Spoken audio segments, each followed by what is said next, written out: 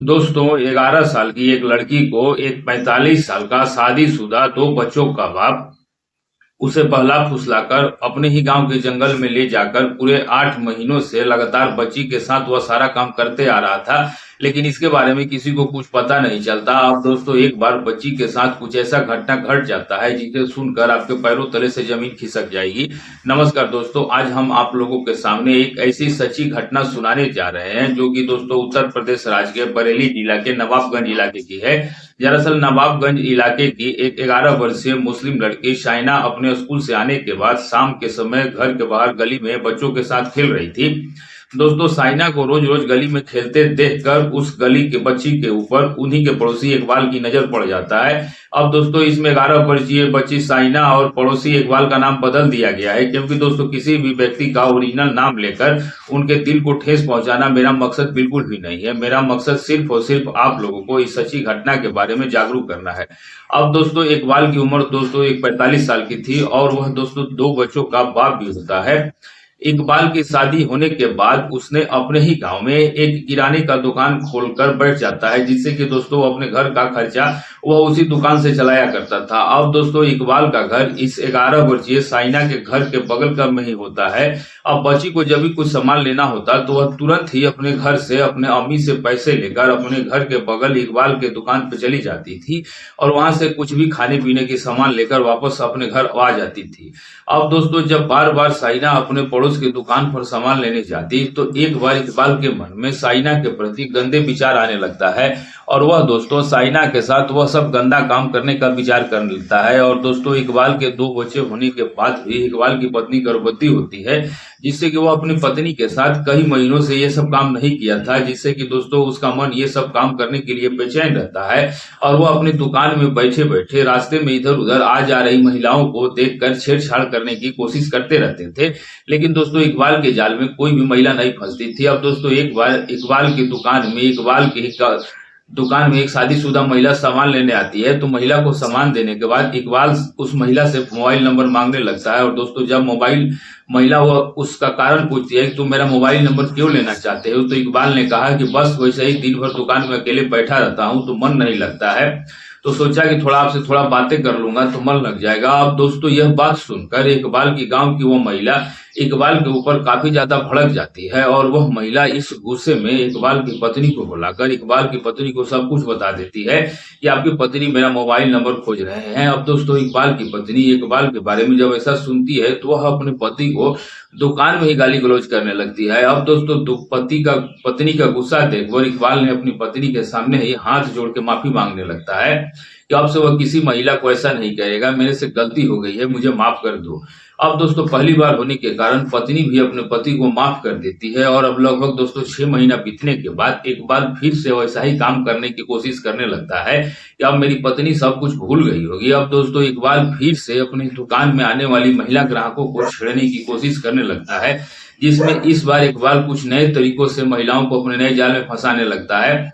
इस बार इकबाल महिला ग्राहक को जो भी सामान देता था उस सामान में कुछ एक ऐसा सामान खराब डाल दिया करता था और साथ में उन सभी सामानों का हिसाब एक पेज के टुकड़ों में लिखकर महिला के सामान में पॉलिथीन में डाल देता था और बोलता था कि अगर आपको किसी भी तरह का कोई भी सामान में खराबी मिले या किसी भी सामान को अगर होम डिलीवरी करवाना चाहो तो इसमें हम अपना मोबाइल नंबर डाल दिए हैं, आपको मेरे दुकान आने की कोई आवश्यकता नहीं है, आप सिर्फ केवल मुझे फोन करके बता दीजिएगा, हम आपका सामान आपके घर तक पहुंचवा देंगे।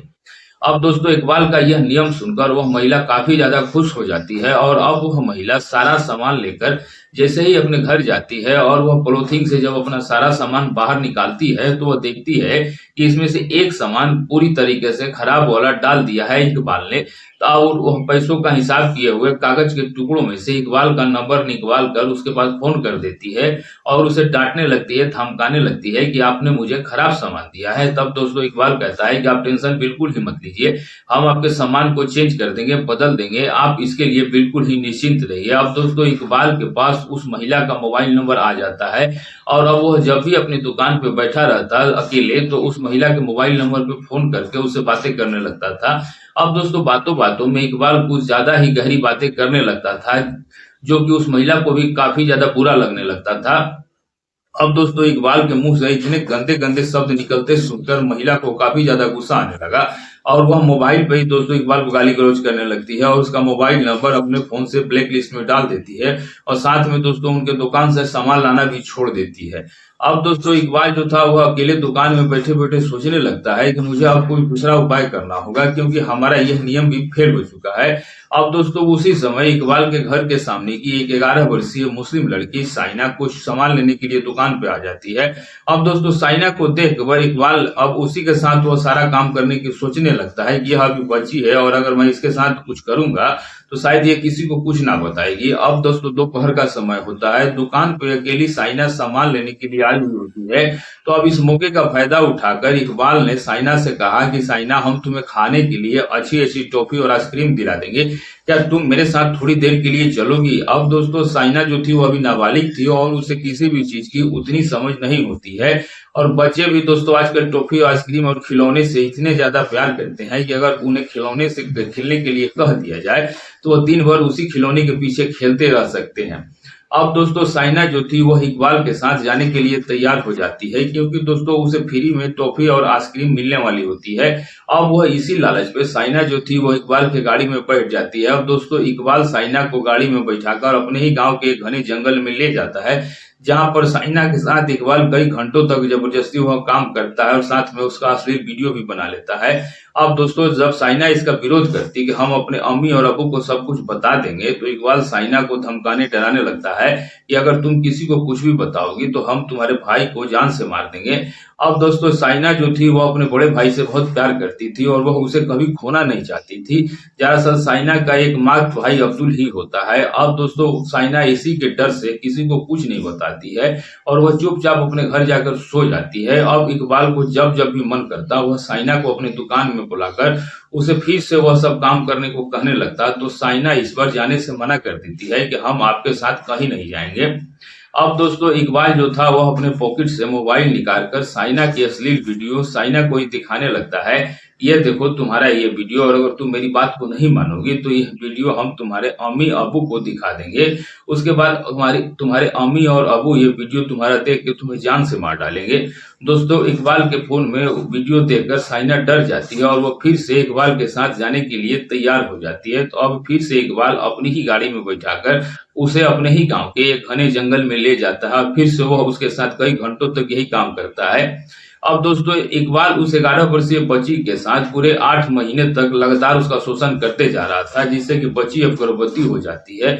अब दोस्तों बच्ची के पेट में एक बार अचानक से दर्द होना शुरू हो जाता है और वह अपने घर में अपनी अम्मी से कहती है कि अम्मी मेरे पेट में अचानक से काफी ज्यादा दर्द हो रहा है। अब दोस्तों साइना की जो अम्मी और अबू थे वह अपनी बेटी को अपने ही शहर के एक नजदीकी अस्पताल में ले जा करके एक अच्छे डॉक्टर से दिखाते हैं। तो जहां डॉक्टर साहब सबसे पहले बच्ची की पेट का अल्ट्रासाउंड करवाने को कहते हैं और बच्ची के पेट का अल्ट्रासाउंड होने के बाद जैसे ही रिपोर्ट आता है दोस्तों डॉक्टर साहब उस रिपोर्ट को देख के दंग रह जाते हैं और वह सोचने पे विवश हो जाते हैं कि आखिर इस 12 से 13 साल की नाबालिग लड़की के साथ आखिर ऐसी दरिंदगी किसने की होगी। अब दोस्तों डॉक्टर साहब जो थे वह अपने दिल पे पत्थर रखकर रिपोर्ट में आई हुई जानकारी को बच्चे के माता पिता को बताने लगता है कि आपकी बच्ची के पेट में बच्चा पल रहा है। अब दोस्तों इस बात को सुनकर साइना के माता पिता के पैरों के नीचे से जमीन खिसक जाती है और वह अपने ही जगह पर थर थर कांपने लगते हैं। फिर भी दोस्तों साइना के माता पिता को इस अल्ट्रासाउंड की रिपोर्ट पर विश्वास नहीं होता है और वह फिर से दूसरे अस्पताल में जाकर अपने खुद से पैसे लगाकर अल्ट्रासाउंड करवाते हैं। तो दोस्तों वहां भी यही रिपोर्ट आता है, तब जाकर बच्ची के माता पिता को विश्वास होता है। लेकिन दोस्तों वह सोचने पर मजबूर हो जाते हैं कि आखिर ऐसा कैसे हुआ। अब दोस्तों वह दोनों डॉक्टर के पास जाकर इसकी जानकारी लेने लगते हैं कि डॉक्टर साहब अभी मेरी बच्ची की उम्र 12-13 साल ही हो रही होगी, तो आखिर इतना जल्दी कैसे कोई प्रेग्नेंट हो सकता है। तब डॉक्टर साहब ने बताया कि अभी के समय में लड़कियां कम उम्र में ही मैच्योर होती जा रही हैं, जिससे कि उन्हें पीरियड आना शुरू हो जाता है। और अब साइना के माता पिता अपनी बेटी के पेट में पल रहे बच्चे को खत्म करने की सलाह लेने लगते हैं। तो डॉक्टर साहब ने कहा कि हम आपके पेट में बच्ची के पल रहे बच्चे को खत्म नहीं कर सकते, अबॉर्शन नहीं करा सकते, क्योंकि यह बच्चा काफी बड़ा हो चुका है अब दोस्तों घर आकर साइना के बड़े भाई साइना से पूछने लगते हैं कि साइना तुम सच सच बताओ, तुम्हारे साथ ऐसी घिनौनी हरकत किसने की है। तो अब साइना दोस्तों सब कुछ अपने बड़े भैया अब्दुल को बता देती है कि दुकान वाले इकबाल ने ही मेरे साथ ये सब काम किया है और वह मुझे किसी से बताने से मना करता था कि अगर तुम किसी को कुछ बताओगी तो हम तुम्हारे भाई को जान से मार डालेंगे, इसीलिए मैंने अभी तक किसी को कुछ नहीं बताया था। अब दोस्तों इसकी जानकारी साइना के माता पिता अपने नजदीकी पुलिस स्टेशन में जाकर रिपोर्ट दर्ज करवा देते हैं और मौके पर पुलिस आकर आरोपी इकबाल को पकड़ के थाने में ले जाकर के लॉकअप में बंद कर देती है। अब दोस्तों उसके कुछ दिनों के बाद साइना के पेट में फिर से दर्द होना शुरू हो जाती है, जिससे कि दोस्तों साइना को अस्पताल ले जाकर उसका डिलीवरी करवाया जाता है। अब दोस्तों साइना बच्चे के रूप में एक लड़के को जन्म देती है, लेकिन दोस्तों लड़के के जन्म देने के 6 घंटे के बाद साइना की भी मौत हो जाती है। दोस्तों इस सच्ची घटना को सुनने के बाद आप क्या कहना चाहेंगे? आप अपना विचार कमेंट में जरूर बताइएगा। और इस सच्ची घटना को बताने का मेरा मकसद किसी को परेशान करना या किसी का दिल दुखाना नहीं है, सिर्फ आपको जागरूक और सचेत करना है। तो दोस्तों वीडियो अच्छी लगी हो तो चैनल को सब्सक्राइब और वीडियो को लाइक जरूर कर दीजिएगा। और आप ये वीडियो जहां से भी देख रहे हैं अपना और अपनी सिटी का नाम लिखना मत भूलिएगा। मिलेंगे ऐसे ही अच्छे सच्चे और नए वीडियो में, तब तक के लिए दोस्तों नमस्कार।